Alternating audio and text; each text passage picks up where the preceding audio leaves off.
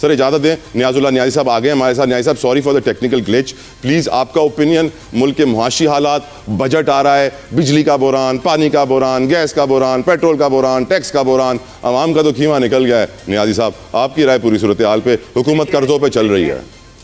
دیکھیں طلعت صاحب, یہ دونوں اتحادی بیٹھے ہیں جو 2023 سے فروری کے بعد اکٹھے بیٹھے ہیں.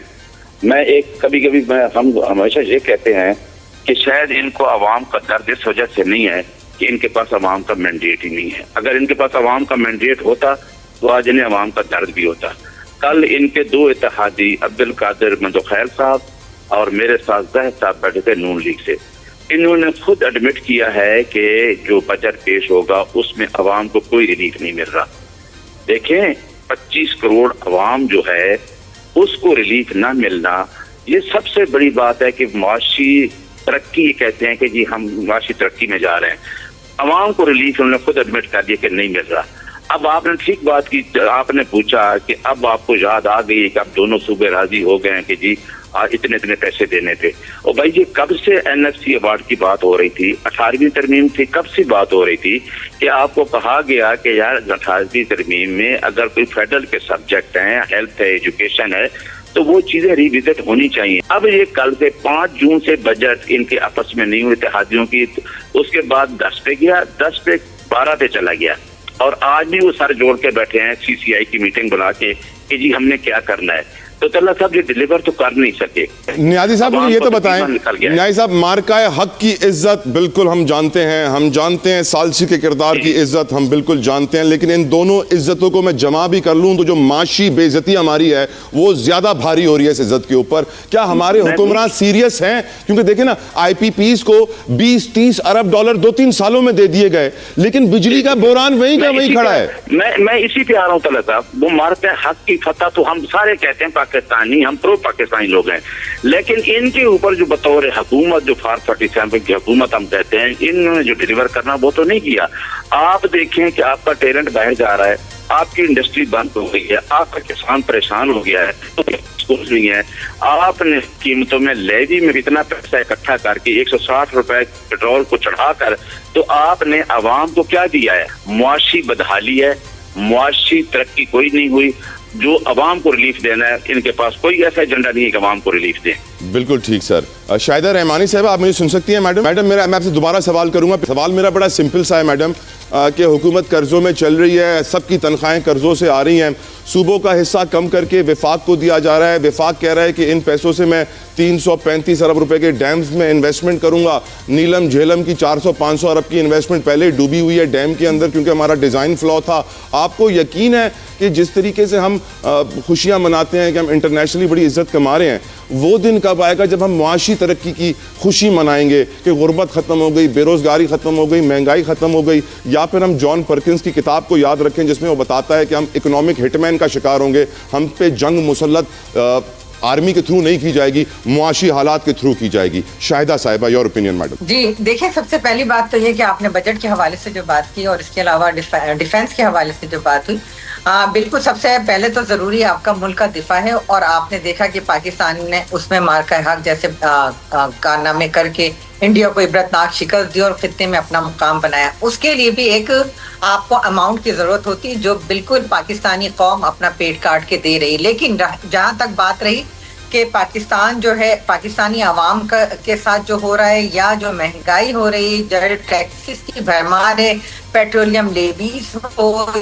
یا الیکٹریسٹی بلز ہوں یا یوٹیلیٹی بلز ہوں, یہ سارا پے تو عوام ڈائریکٹ کر رہی ہے, انڈائریکٹ بھی کر رہی ہے, ڈائریکٹ بھی کر رہی ہے. آپ ان کی تنخواہوں سے, آپ نے دیکھا ابھی آپ نے اپنے انٹرو میں بتایا کہ سب سے زیادہ جو ٹیکس کلیکشن ہو رہی ہے وہ پیٹرولیم لیوی سے ہو رہی ہے, سیکنڈ جو ہے وہ سیلری سے ہو رہی ہے.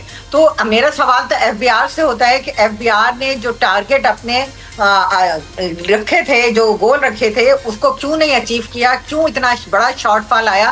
تو ایف بی آر جو اتنے اربوں کروڑوں روپیوں کی تنخواہوں پہ چلتا ہے, اتنا بڑا ادارہ ہے جس کا کام ہے اور جس کی وجہ سے یہ معاشی میں سمجھتی ہوں کہ بدحالی ہے, اس میں ان کا قبلہ جو ہے وہ درست کرنا ضروری ہے. میڈم آپ آواز اٹھائیں گی کہ اس سال سرکاری ملازمین کی تنخواہ میں اضافہ نہ ہو؟ آپ آواز اٹھائیں گی کیونکہ ترقیاتی بجٹ میں تو کٹوتی ہو گئی ہے؟ دیکھیں بالکل, لیکن یہ بھی تو بتائیں نا کہ ایک طرف مہنگائی ہے, اور بھی ٹیکسز ہیں, اور وہ بھی تو سرکاری ملازمین ہی ادا کر رہے ہیں نا.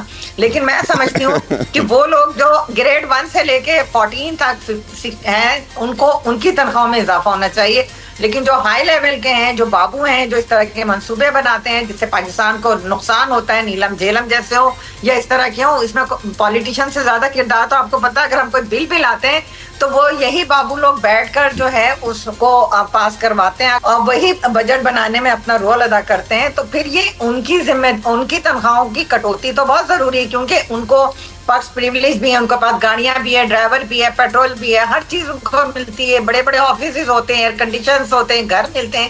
تو یہ ان کی تنخواہوں کی کٹوتی میں سمجھتی ہوں کہ بہت ضروری. آمین آمین آمین. اللہ تعالیٰ ہمارے ملک کو بابو راج سے بچائے اور بابوؤں کے کنٹرول سے بچائے, کیونکہ لگ یہی رہا ہے شاہدہ صاحب نے کہا کہ ہمارا جو ملک ہے وہ ان کے کنٹرول میں, اور ان کی تنخواہ تو بڑھے گی. عام آدمی کی تنخواہ, آپ کی میری تنخواہ نہیں بڑھے گی, ہمیں جو ہے نا بہت پاپڑ بیلنے پڑیں گے تنخواہ بڑھانے کے لیے, لیکن سرکاری بابوؤں کی تنخواہ تو ہر سال بڑھ, ہم جو زیادہ ٹیکس دیتے ہیں. ہر پاکستانی کی خواہش تھی, دل کی آواز تھی, کشمیر بنے گا پاکستان. لیکن ہم جانتے ہیں مقبوضہ کشمیر, آزاد جموں کشمیر ہمارے پاس, مقبوضہ کشمیر انڈیا کے پاس, انڈیا ہمیشہ چاہتا ہے کہ حالات خراب ہوں اور وہاں پہ انسٹیبلٹی کریٹ کرنے کے لیے کوشش کرتا ہے. ہم یہ بھی جانتے ہیں کہ اس مہینے آزاد جموں کشمیر میں الیکشن ہے, اور اسی مہینے ہم نے دیکھا کہ جوائنٹ عوامی ایکشن کمیٹی کو کالعدم قرار دے دیا گیا, پھر وہاں مظاہرے شروع ہوئے, ان کی احتجاج کو ناکام بنایا گیا. حکومت نے یقیناً بھرپور طاقت کا بھی استعمال کیا, ان کے سروں کی قیمت آج لگا دی گئی ہیں, مفرور بتایا جا رہا ہے, اور بتایا گیا جو بھی ان کو بتائے گا کہاں ہے, ان کے لیے کروڑوں روپے انعام رکھا گیا ہے. اور اس سچویشن کے اوپر ہماری حکومت کا نیریٹو یہی ہے کہ India is behind it. India Afghanistan میں بھی ہمارے خلاف کارروائی کر رہا ہے, بلوچستان میں بھی ہمارے خلاف کارروائی کر رہا ہے, ٹی ٹی پی کے تھرو KPK میں بھی ہمارے خلاف کارروائی کر رہا ہے, آزاد جموں کشمیر میں بھی ہمارے خلاف کارروائی کر رہا ہے. اس پہ گفتگو کریں گے. اور شاہدہ رحمانی صاحبہ, میں آپ ہی سے شروع کرنا چاہوں گا کہ آف کورس جو اس وقت مسئلہ کریٹ ہوا ہے, 38 مطالبات تھے عوامی ایکشن کمیٹی کے, تقریباً سارے ہی مان لیے گئے. آزاد جموں کشمیر میں ہم 6 روپے کا یونٹ دیتے ہیں بجلی کا, جو کہ بڑی خوش قسمتی کی بات ہے, پر ان کا ایک مطالبہ انتہائی دیرینہ ہے کہ ان کی اسمبلی سے مہاجرین کی سیٹیں کم کی جائیں. وہ کہتے ہیں کہ مہاجرین کے نام پہ پورے پاکستان سے لوگوں کو لا کے ان کے اسمبلی میں بٹھایا جاتا ہے, اور انہی میں سے طاقتور حلقے ایک وزیر اعظم چنتے ہیں. بہت سارے انٹلیکچوئلس کی یہ رائے ہے, ان کا اوپینین ہے کہ یہ ان کا مطالبہ درست ہے.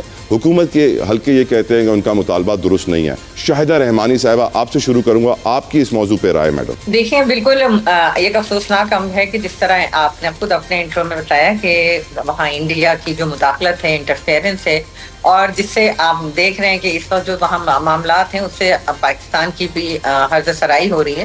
لیکن میں سمجھتی ہوں کہ تمام تر معاملات کو نیگوسیشن کے ساتھ, مذاکرات کے ساتھ حل کرنا چاہیے. اور جہاں تک بات رہی مہاجرین کی سیٹ کی, تو دیکھیں دنیا بھر کے اندر کشمیری مہاجرین ہیں. جب مقبوضہ کشمیر پہ بھارت کی جو جاریہ تھے, جو اس کا تسلط ہے, جو غاصبانہ قبضہ ہے, اور لوگوں نے وہاں سے نقل مکانی کر کے پاکستان کے مختلف شہروں میں بھی رہ رہے ہیں, اور بڑی تعداد جو ہے لنڈن میں, یورپ میں, دنیا بھر کے ممالک میں رہ رہی ہے.